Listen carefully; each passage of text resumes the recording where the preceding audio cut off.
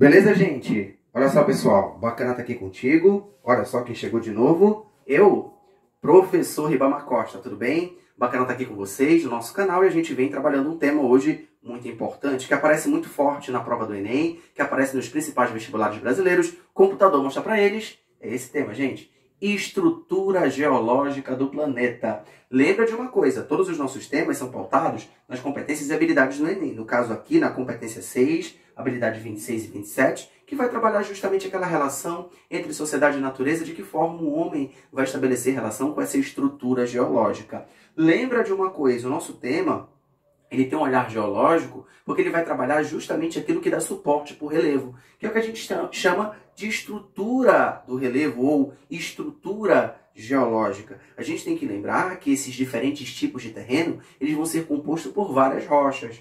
Daqui a pouco a gente vai ver isso. Presta muita atenção. E dentro, gente, da estrutura geológica, a gente vai ter três principais tipos. São elas, a primeira, os dobramentos modernos. Tá vendo aqui, gente? Nós temos também os crátons, gente. Nós chamamos os crátons também, olha só, de escudos cristalinos. Tu pode chamá-los também de plataformas. E por fim, nós temos as bacias, que não é aquela não que tu usa na tua casa, não. É a bacia sedimentar. Nós observamos então que nós vamos ter, repito, três tipos de estrutura geológica. De antemão, já peço que tu dê uma olhada aqui, uma focada no dobramento moderno, e tu percebe que ele tem então uma elevada altitude. Daqui a pouco eu vou te explicar por quê. Já os crátons, gente, olha só, eles têm uma baixa altitude, né? Assim como as bacias sedimentares. Também vou te explicar por quê. A gente inicia trabalhando justamente eles, os crátons, ou também conhecidos como escudos cristalinos. Gente, esses são os primeiros núcleos de rocha do planeta Terra. Eles são lá do início, né, do processo de formação do planeta. Portanto, eles estão numa era geológica que é a primeira das eras. É a era pré-cambriana, lá no período que a gente chama de período arqueozoico e proterozoico. Dá uma olhada na imagem aqui do escudo cristalino, tá vendo? Olha a diferença do escudo cristalino para o dobramento moderno. Tu já percebe a diferença de altitude? Vou te falar por quê. Mas antes, a gente tem que dizer para vocês que os escudos cristalinos eles são formados principalmente pelas rochas metamórficas e pelas rochas magmáticas. Outra coisa importante, gente, tu observaste que esses escudos eles têm uma baixa altitude, não é isso? Olha a imagem aqui, tá vendo? Isso se deve justamente porque essas rochas são muito antigas. Como eu te falei, elas se formaram lá no processo de formação da Terra. Por conta disso, elas ficaram então expostas aos agentes erosivos por muito mais tempo. Tem um longo processo de exposição. Por isso que ele é um relevo mais desgastado. Dá uma olhada na imagem aqui, tá vendo? O topo, então, dessa unidade de relevo, como ela é rebaixada, como ela é aplanada, justamente por conta do quê? Por conta da ação dos agentes erosivos. Tu percebe, então, que ela ficou muito tempo exposta. Me dá um exemplo, professor. Professor bonito. Me dá um exemplo de escudo cristalino, de cráton. Olha lá, gente. Nós temos, por exemplo, o escudo africano, muito conhecido. Nós temos também o escudo brasileiro e o escudo canadense. No Brasil, então, a gente tem boa parte do nosso território composto pelos escudos cristalinos. A gente vai já mostrar para vocês. Depois deles, a outra unidade da estrutura geológica do planeta é o que a gente chama de bacias sedimentares. Calma, não é aquela bacia que tu usa na tua casa, não, gente. A bacia sedimentar, como a gente observa na imagem, ela está dentro de uma era geológica, que é a era geológica paleozoica e também da mesozoica. Então a gente observa que as bacias sedimentares, elas são superfícies mais rebaixadas, como a gente vê na imagem, tá vendo? Que foram preenchidas por sedimentos. Pessoal, não entendi, calma. Ou seja, gente, aí nas bacias sedimentares a gente observa que houve uma deposição de fragmentos de rochas que foram trazidas ou por rios, ou, por exemplo, pelo vento. Então houve um desgaste, né, de outras estruturas que levaram então à deposição desses sedimentos justamente aqui, nas bacias sedimentares. É uma área, um terreno, em que o processo de erosão ele é menor que o processo de deposição. Não entendeu? Calma. Tá bom, vou repetir. Aqui o processo de depósito de sedimento ele é maior do que o processo erosivo. Entendeu agora? Pois bem, essas são as bacias sedimentares. No Brasil temos? Sim, boa parte do território brasileiro nós temos várias bacias. Nós temos a bacia amazônica. A gente tem, por exemplo, a bacia do Pantanal, que quando há o transbordamento do Rio Paraguai, ele acaba levando sedimentos para essa bacia. Então isso é um exemplo de bacia sedimentar. Detalhe, galera, é justamente nessas bacias sedimentares que a gente tem um grande indicador da idade dos terrenos. Sabe por quê? Porque a gente percebe que aí tu vai encontrar, por exemplo, fósseis.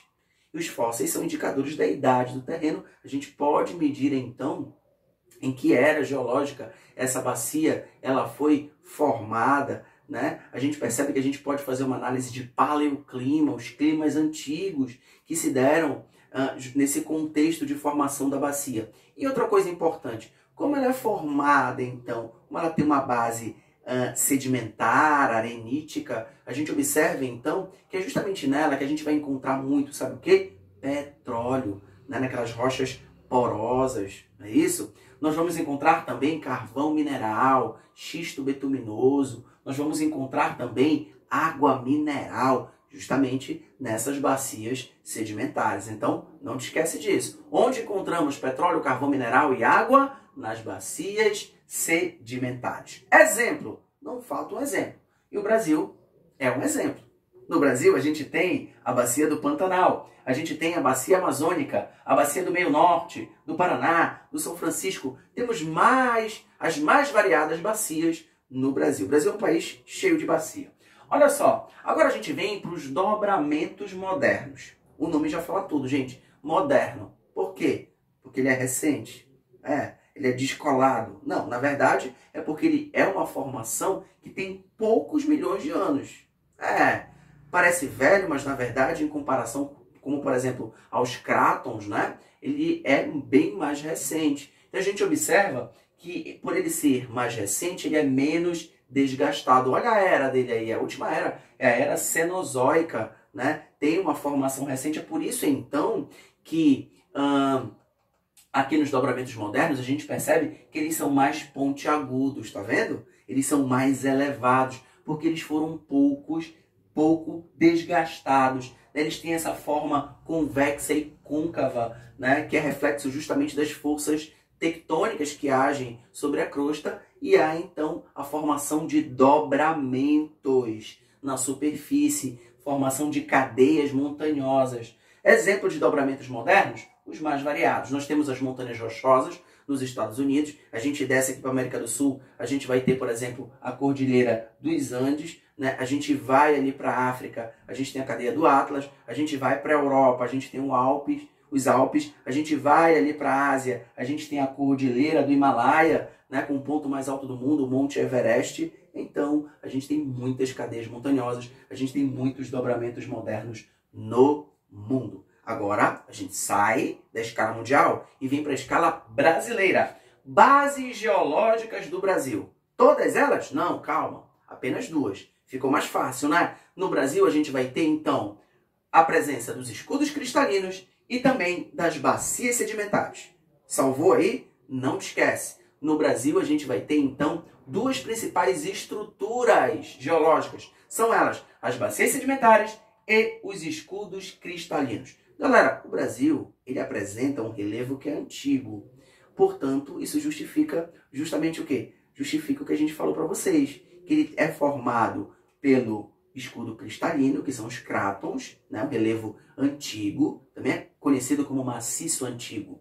E as bacias sedimentares. O Brasil é um país que ele fica bem no meio, tá vendo, gente? De uma placa tectônica, que é a placa sul-americana, portanto, distante dessas áreas de choque de placa. Portanto, o Brasil ele tem uma certa estabilidade tectônica, o que confere a ele um relevo de baixa altitude. Beleza?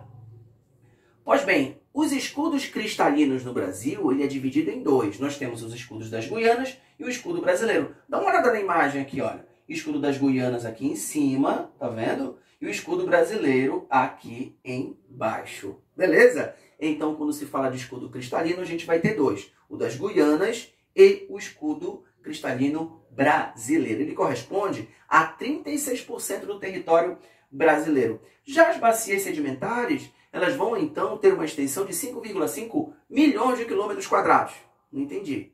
Calma, bora traduzir isso em porcentagem? Aproximadamente 64% do território brasileiro. Bacias de grande extensão. Temos a Bacia Amazônica, a Bacia do Parnaíba, a Bacia do Paraná, a Bacia Central, a Bacia do Pantanal. A gente tem, então, várias bacias no Brasil.